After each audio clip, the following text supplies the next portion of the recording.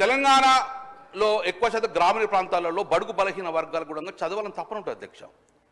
కానీ కుల వృత్తుల మీద ఆధారపడి తండ్రికి కొడుకు చదవాలన్న కూడా తండ్రి దగ్గర ఆర్థిక స్తోమత లేకపోవడంగా చాలా వరకు కూడా చదివించే పరిస్థితి లేకుండా అధ్యక్ష. స్కూళ్ళల్లో గ్రామీణ ప్రాంతాల్లో స్కూల్ కూడా తక్కువ కొన్ని ఉంటుండే. బిడ్డ చదువుకోవాలనడంగా ఎక్కువ స్కూల్ ఎక్కడం వలన చదువు అర్ధాంతంగా మూసారు అధ్యక్ష.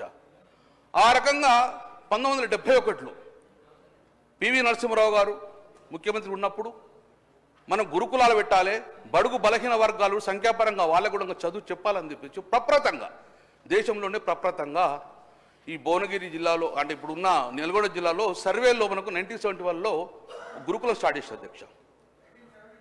మేబీ 71 71 దాని కూడా 71 72 కావచ్చు. సర్వేలో స్కూల్ స్టార్ట్ చేశారు అధ్యక్ష. దాని తర్వాత కూడా ఎక్కువ స్కూల్ గురుకులాలు లేవు. కానీ సంఖ్యాపరంగా బడుగు బలహీన వర్గాలు